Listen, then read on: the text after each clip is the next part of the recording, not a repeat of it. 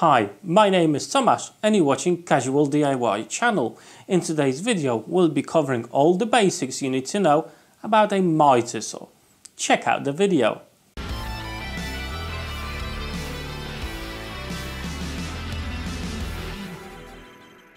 We can distinguish three different types of miter saws.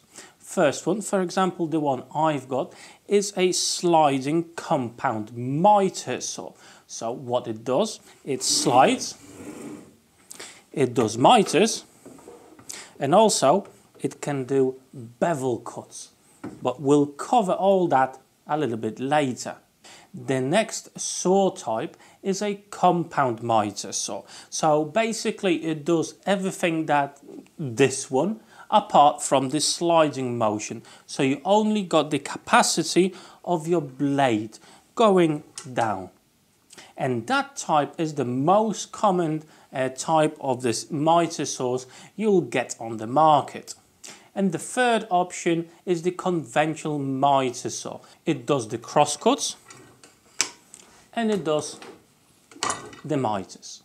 No sliding option or no bevels. However, as mentioned before, in today's video we'll focus on the sliding compound miter saw. Now it does have a single bevel, but on the market you also can find miters with double bevels. What does mean?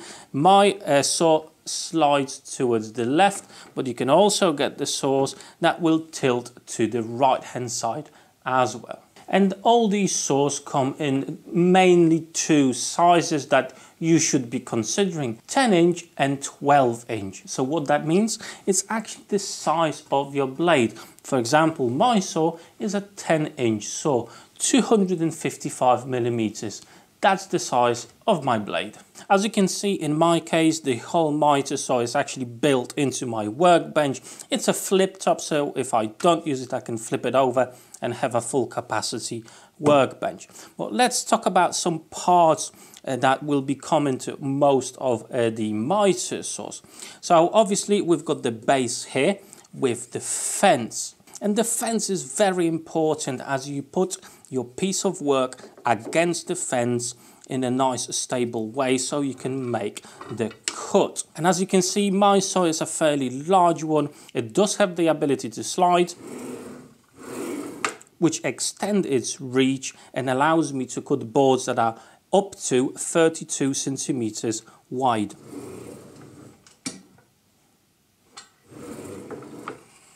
The problem with that is it takes a lot of space. At the front of the machine I've got a knob over here. If I undo that, there's a lever underneath that will allow me to change the angle of the saw. So basically it allows me to do miter cuts. On the base over here you can see the indicators of what degree you're currently on, and I can change the angle from left to right. The maximum angle I've got is at 50 degrees. The saw also has got positive stops, so at 30, 15 and so on. You got the indicator there that is showing you exactly at what degree you are currently on. When you select the angle that you actually want, release the lever from underneath, secure the knob at the front, and it's now stable, ready for operation. Next we've got the blade guard. Never ever operate the saw without the blade guard. It's a safety feature that can save your fingers. I've got a release lever over here. I can then retract the blade guard like so. I've got the nut and the flange that's holding the blade to the machine, to the head of the machine. My saw also comes with a depth stop, so you just get that shelf over here like that. The bolt over here you can adjust to whatever depth you want the cut to be made, and basically what that does, that will stop over here, that will stop the head of going any lower that you set it up. And as you can see, it's above the level of the base of the miter saw. So for example, that will give you the ability to make some half lap joints. At the back of the machine over here I've got a dust port, so you can put your dust bag, or in my case I'm using my shop vac. I can hook it up like so, very easy. and that will help slightly in containing the dust. Also at the back of the machine I've got the lever here. If I undo it, I'm able to do the bevel cut. Also I've got some positive stops I can adjust to whichever degree I want, and the indicator for the degrees is located just over here. If you want to change the blade on your saw or actually install the blade itself, usually you will have some sort of a stop on the machine. Mine is located over here. When I press it, it locks the blade, which allows me to use an Allen key and undo the bolt and the flange that is holding the blade to the machine. This is the motor of the machine itself, and at the top you've got the handle that operates the saw. Now to operate this particular saw, I need to press the lever that releases the blade guard, and at the back of the handle there's a button there that I can press, and then the motor will start and I can do my operation. If I don't press the release lever here for the blade guard, the whole arm, the whole head will not go down. I need to press that, and that releases the head of the saw. One thing that you need to remember is about your fence, that it's not in the way of your blade. So this is now set up for a cross cut. However, if you change it to a miter cut, you need to make sure that the fence is not in the way of the blade. As with a bevel cut and current setup of the fence, you can see that the blade will actually rest on the fence, and that could get you in a lot of trouble. So remember to check where your fence is and adjust it correctly.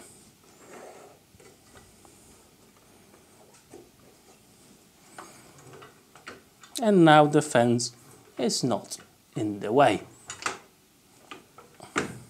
Okay, now I'm going to show you how to make some cuts on it. So we're going to go through cross cuts, miter cuts, beveled and compound cuts on this particular saw. Now before we actually do that, if you just bought your saw, it's very important to check it out for squareness. If your blade is square to the table, if the fence is square to your blade, but the whole setup and how to do that, I will be covering that in a separate video. Once you've set up your saw and you're positive that everything's nice and square, you need to think of supporting your workpiece. For example, if the board is longer than the table of your miter saw, think about how you can support it on each end so it doesn't fall away freely, or even worse, when you finish the cut, it doesn't catch the blade as it falls on the ground. So that could be very, very dangerous. So think about how you can support the workpiece on a nice stable way. In my case, I've got a whole workbench to play around with. The miter saw offers you the ability to use the fence up against it in a nice stable way. In that way it's secure, and it allows you to have your hands away from the blades, and in some cases some of the saws will actually come with a clamp. Okay, so I've got my board over here. I want to make a cross cut. I'm just putting a marking on it where I want to make the cut. And let's say this is my offcut. That's the piece I want to keep. So what we need to make sure of is that the blade itself needs to be on this side of that line. You don't cut it on the line itself. You need to put the blade on either of the sides of this line, depending on which side is your waste side. For me, that's my waste side. So I need to be sure that the teeth of the blade will go over the line just like so, and that will be my good side. However, think about your safety before you make any cuts. As bare minimum, wear some eye protection glasses, as there's always an opportunity for a piece of wood or dust getting into your eyes. Now this machine, with conjunction with my shop vac, actually produces a lot of noise. Therefore, I'm going to be using some hearing protection as well. But also you can wear a dust mask to protect yourself from the dust generated by this tool. Before you make the cut, it's really useful just to pretend you're making the cut, checking out where the blade's going to go and when your offhand is currently on, if it's not in the way of the blade. Before you make the cut, make sure after turning the saw on that it's at full speed, then make the cut, and when the cut is finished, do not raise the blades until it comes to a full stop. As if you would take the blade up as it's still spinning, there's a good chance it will catch on the workpiece. If you want to make a cut on a wider piece and you've got a sliding miter saw, what you need to do, you start the saw off, extend the arm and start from the front of the board and continue with your cut to the fence of your saw. Now let's make a miter cut. In that particular case, I'm releasing the knob at the front. I've got the lever over here which allows me to move the base of the miter saw to desired angle. In my case, I'm going to leave it at 45. I'm going to secure the knob at the front here. We'll place our board against the fence, making sure it's nice and secure, and we'll make the cut.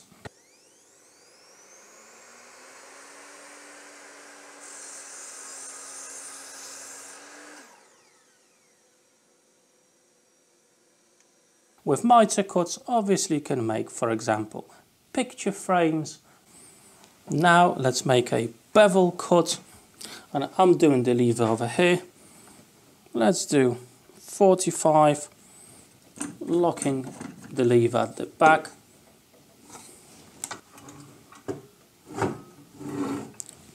Remember about the fence.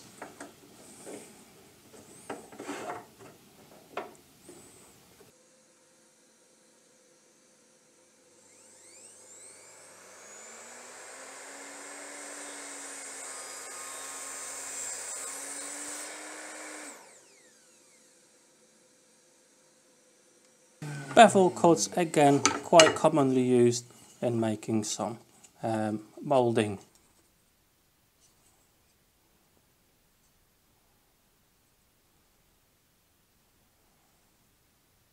And now it's time for a compound cut. So we'll leave the bevel as is. I'm going to change the miter angle to 45 degrees. And we'll make the cut.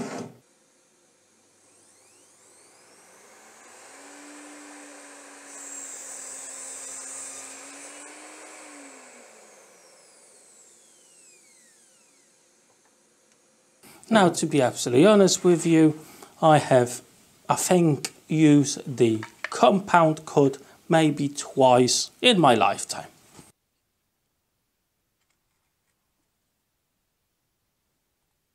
This saw is also absolutely perfect for making repetitive cuts. You can make a stop block on the fence or within the workbench area. Like, for example, I've got a T-tracks on each side and a stop block that goes into the T-track. By the way, if you are interested in my workbench with the flip top or the stop block system I've got installed here, I'm going to drop some links to my videos how I made all of this in this description of this video, so you can go and check those out. However, if you are trying to cut smaller pieces, you may not need the whole block system like I've got. You may just use a piece of wood against the fence, clamp it securely so it's nice and stable, and now you can butt up your piece of work against that block. Obviously, make the correct measurements of how long the board needs to be for your project, and now you can make some repetitive cuts.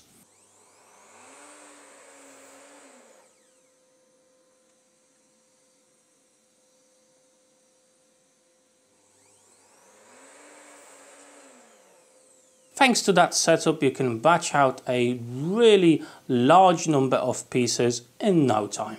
And there you go, some basic information about how to operate a miter saw. In this particular case, sliding compound miter saw. Now, which one would be best for you out of the three? The conventional miter saw, where it actually just does the miters and the crosscuts, I would definitely avoid, as it is very limited. The compound miter saw gives you a lot more scope and a lot more projects that you would potentially be able to tackle.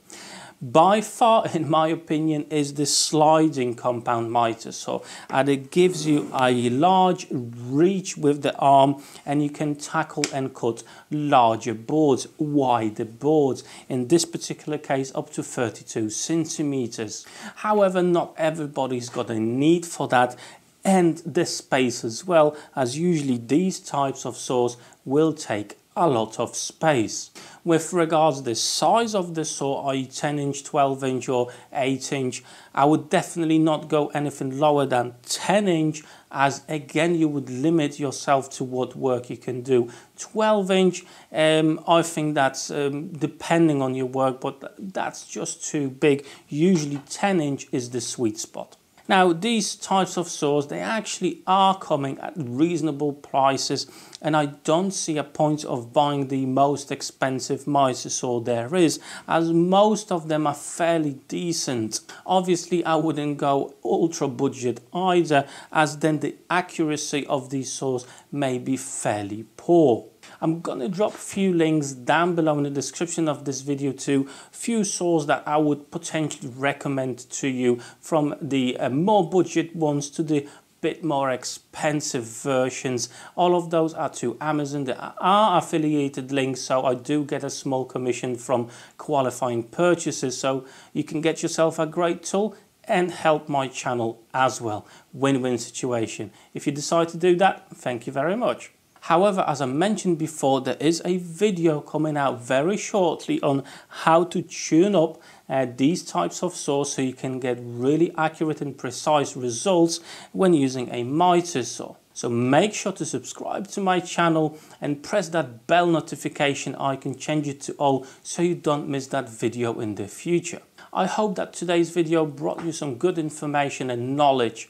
But for today, that's all. Thank you so much for your time. Thank you for watching. Take care.